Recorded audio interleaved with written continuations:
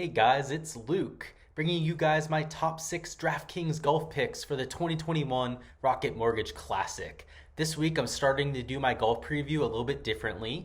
Part 1 of my golf preview is going to be my course breakdown as well as my top 3 key metrics for analysis in my custom modeling this week. That video is already uploaded, it's on my channel. The link will be in the description to that video. And the second portion is the video you're watching right now. This is going to be my top 6 picks for DraftKings on the golf slate this week. The reason why I separated them is to make it a little bit easier for you guys to identify the content that you're looking for. Some of you guys are looking for a course preview, trying to figure out how the course is going to play this week, some of the tournament specifics, etc. That's the other video. This is for the top 6 picks. It gets right into it for the guys that I like the most. So that's why we're changing the format up. With that being said, we will be implementing the data-based approach as always to take on this week's event. If you're new to the channel, I have experience in electrical engineering that has helped me and it's given me a lot of techniques for taking on daily fantasy sports. I use a lot of custom modeling, visualizations to help you guys take on daily fantasy sports and to help give you guys some information to build better lineups. I cover the PGA Tour, NBA, NFL, UFC, and more to help you guys out. So make sure to check out my channel to see all the content I have to offer. I also have a Patreon page that I launched in the last week. Right now it's for the PGA Tour only. It's just $1. I give you guys my projections, my ownership update, as well as some of the game theory updates that I pick up on as the week progresses. So make sure to check that out. It's super cheap right now and take advantage before the price goes up in the next few weeks. With that being said, let's hop into the top 6 golfers this week for DraftKings in the 2021 Rocket Mortgage Classic. We're going to quickly review my custom model before hopping into the picks. For my top 3 key metrics this week, at number 3 we have shots gained off the tee. This isn't a long golf course, but there are a few holes that have some length that if you're a little bit longer off the tee, you're definitely going to be able to take advantage of. So it's something I'm keeping in mind. At number 2 we have birdie or better percentage. Last year's event was a birdie fest. We saw a winner pass 20 under par. So it's definitely going to play a factor into fantasy scoring. And at number 1, we have shots gained approach. It's a staple of golf analysis. It's a Donald Ross design. Your misses with your irons are a lot more penalized than the ones off the tee. So that's why it comes in at number 1. A few other details here. Our grass type this week is Kentucky bluegrass.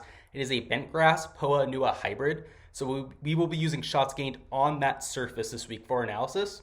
And at for the design, like I said, it's a Donald Ross design. We're going to be looking at shots gained on Donald Ross designs, especially for this field, to identify some of the guys that do well on those style of courses. Now let's hop into the top 6 picks. Kicking off my top 6 golfers to target this week, with my spend up tier, we have Bryson DeChambeau, an $11,400 golfer who I absolutely love his scoring upside this week. If we take a look at how he's done over the past 7 starts, he comes in number 1 in fantasy scoring. In fact, he's been the number 1 fantasy scorer for the last year and a half on DraftKings. He puts up a ton of birdies. He puts up a ton of bogeys as well, but if you guys are familiar with the scoring format, that's not an issue at all. He also comes in number 6 in shots gained total, and that's been even in a very rough stretch of golf for him.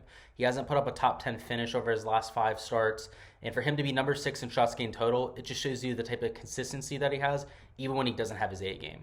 He comes in number 1 in driving distance, number 1 in shots gained off the tee, which isn't a surprise at all. He is 0.11 strokes per round better in terms of a winning margin than number 2 in shots gained off the tee. Maybe that's a little bit surprising. He's just that much better than everyone else. If we take a look at his shots gained total on Donald Ross designs, he's excellent. He comes in number 1 in the field. Obviously, a lot of that has to do with his win last year at the Rocket Mortgage, but he also has quite a few other rounds on the designs that are great as well.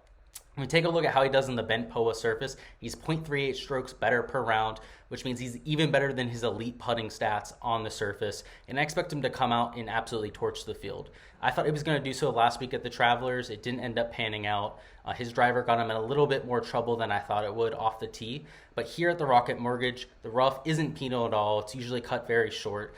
There's not any water hazards, and it's a relatively straightforward course. So I expect him to play very well. I expect his driver to pay a huge dividends, and that's why he's my spend-up option. For my second man in, we have Jason Kokrak, a $9,500 golfer who comes in number 1 in the field in shots gained total over the last 28 rounds or 7 events. He's made 5 of the 6 cuts in that span. He has a 1st, a 13th, and a 21st place finish in that span. And he finished 29th here in 2019. He didn't play in 2020, but it's great to see that he has some experience. And even back in 2019, when he was a shell of himself, he ended up finishing a respectable 29th. And we take a look at his birdie or better percentage. He's number 2 in the field, so he hasn't been afraid of putting up a ton of birdies and fantasy points. And he's also the number 2 fantasy scorer. That's crazy how those two statistics seem to just line up right there, birdie or better percentage and fantasy scoring. If we take a look at his off the tee game, he's been elite. He's been elite for quite some time now. He's been number 3 in the field over the last 7 events. And he's added 5 yards to his drive, which I think has a lot to do with that. He's usually somebody who hits the ball about 305 yards, but if you take a look at his statistics over the last 2 months, he's averaging just over 310 yards.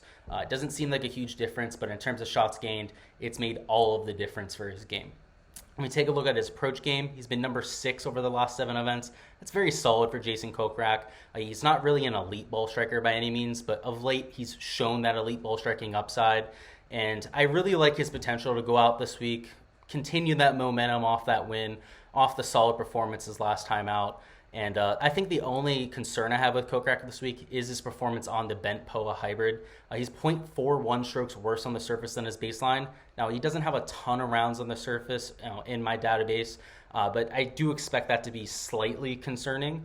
So I'm going to start plenty of lineups with him. I think he's my favorite play in the slate, especially considering his salary. I think Bryson has a better chance to win. I think he has higher scoring upside, but he's also more than $2,000 more expensive. So I like Kokrak at this price point, and that's why he's my second man in. Now for my bread and butter play, we have Charley Hoffman, an $8,800 golfer who was a pick of mine last week at the Travelers, just like Bryson DeChambeau, so it makes perfect sense we're going back to him at a very similar setup. He's number 4 in the field in shots gained total over the last 7 events, number 2 in the field in shots gained approach over that span, so he's absolutely been striping the golf ball. And best of all, he's number 8 in the field in birdie or better percentage. So he's got the putter coming around. That's usually what holds back Charley Hoffman, but he's been putting good enough over that stretch at least. And the best part about this week and why I think he has so much potential is just how well he does on the bent POA surface. He's 0.2 strokes better per round on that type of grass, and we could see last week just how good it ended up playing out for him. He ended up finishing tied for 30th after a +4 opening round. So he started off horrible. He wasn't striping his balls very well, but as the weekend went along, he ended up rebounding, making tons of putts. He ended up putting I think it was top 20 fantasy performance. He ended up having like 20 birdies. I love his potential, especially if he goes out and doesn't have, that horrendous +4, +5 round this week.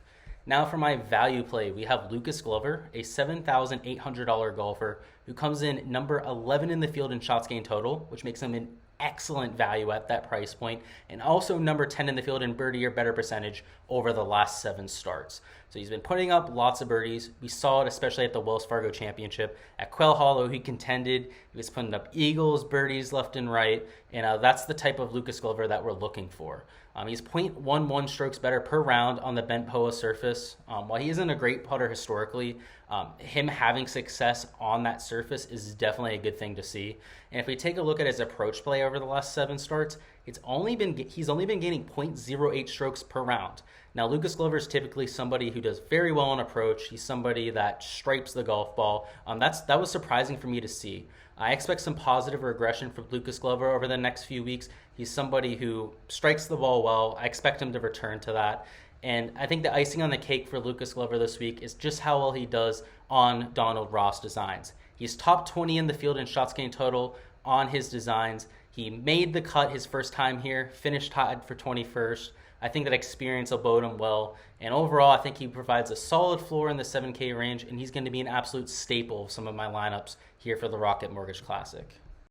For my diamond in the rough, we have Luke List, a $7,300 golfer who has a ton of birdie upside this week here at the Rocket Mortgage. He comes in number 13 in the field in shots gained total over the last 7 events, which is great to see, but he's also a great value at this price point given his upside in this birdie fest I expect this weekend. He comes in number 1 in eagle rate for the year, and he also comes in number 7 in shots gained off the tee.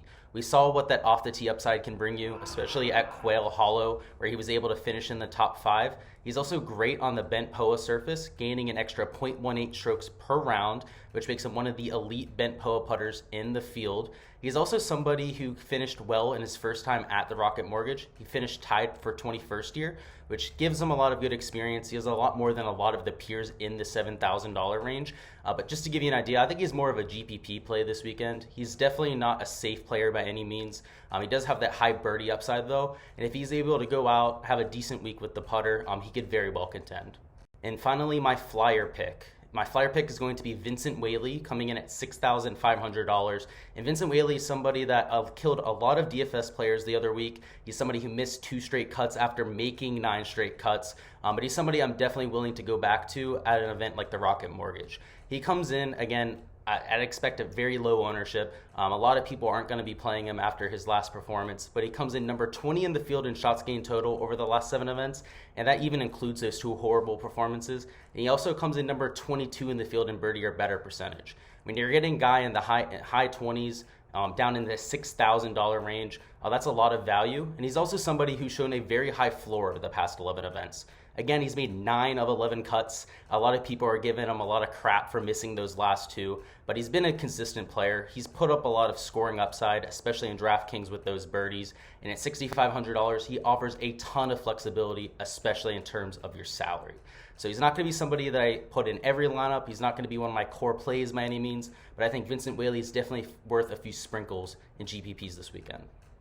That's all I've got for this week's golf picks, guys. I'm going to have my ownership reaction out on Wednesday as usual for this year's Rocket Mortgage. We'll be going over my top 3 fades, my top 3 sleepers, as well as some game theory notes for you guys before you make all of your lineups. So look forward to that. Let me know in the comments who you guys think wins this year's Rocket Mortgage. If you guys are able to get it correct, I'm going to be giving away a free month of my Patreon. So feel free to put in a couple guesses down in the comments. I'm going to limit you guys at 3 guesses.